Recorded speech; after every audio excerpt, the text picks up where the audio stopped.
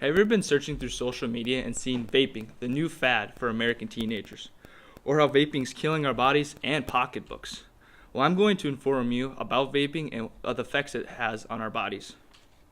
And is it worth it to put our lungs on the line for a short nicotine high?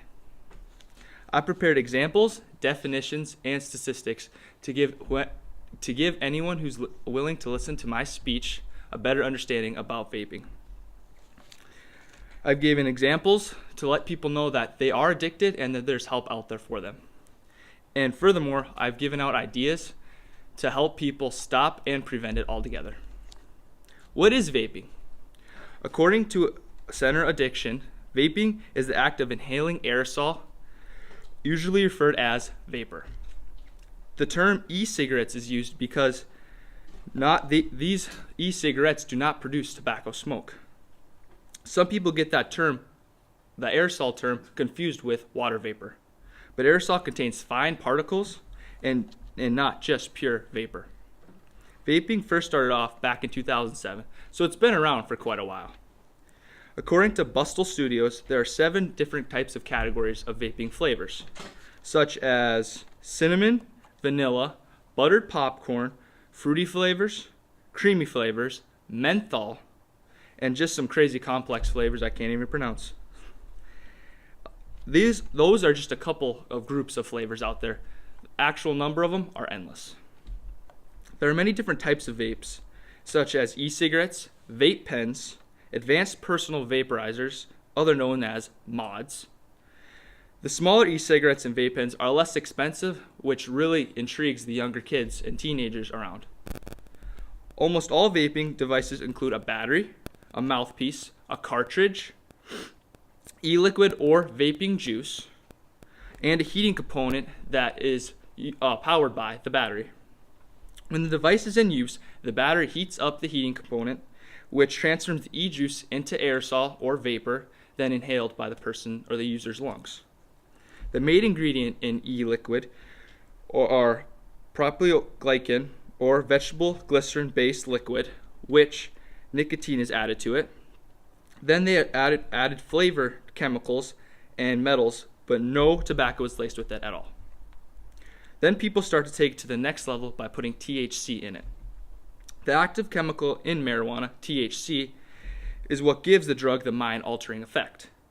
Sometimes they even use synthetic drugs such as flakka to even bump it up even more. I've gone through vaping and what it can cause. Now I will go over different types of vapes and the problems schools are having over them. There are many different types of vapes, but the main one that is affecting schools and teenagers is the Juul. It is becoming an epidemic that needs to be stopped. According to Holly Corby's article, the adopia.org, teens are having a very easy time vaping in school.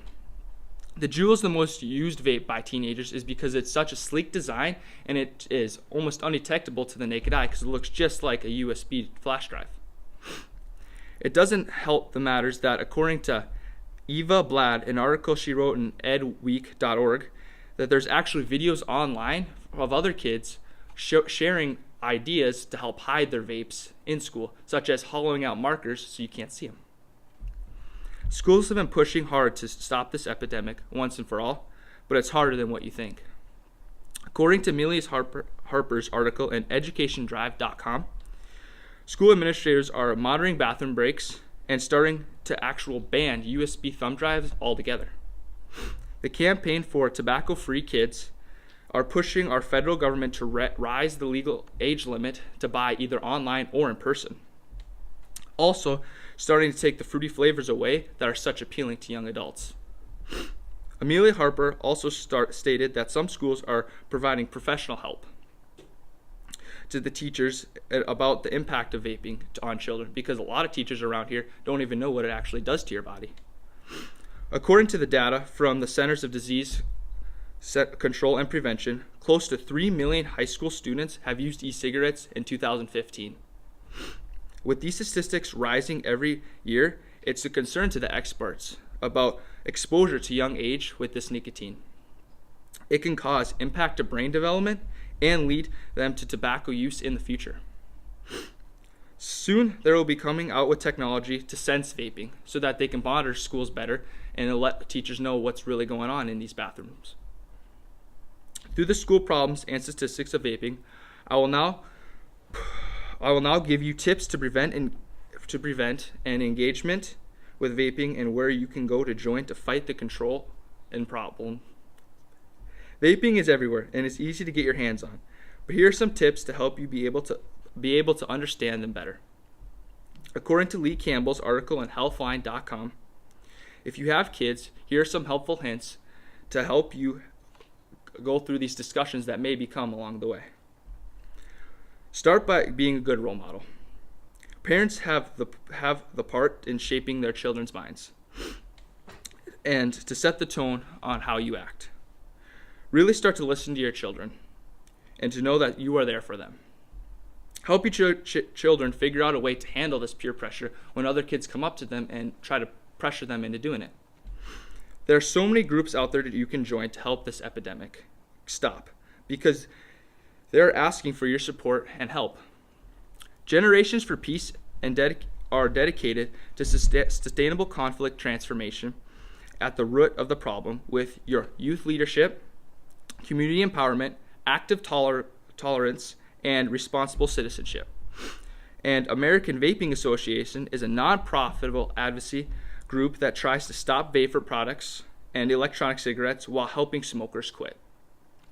Through these examples, definitions, and statistics, you have a better understanding about vaping and what it can cause. Young adults need our help to fight through this epidemic that's happening. We as people need to come together to stop it once and for all.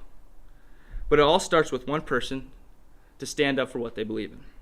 So next time you see someone vaping, are you going to be the one to sit back and let it go, or are you going to be one to stand up for it? Thank you.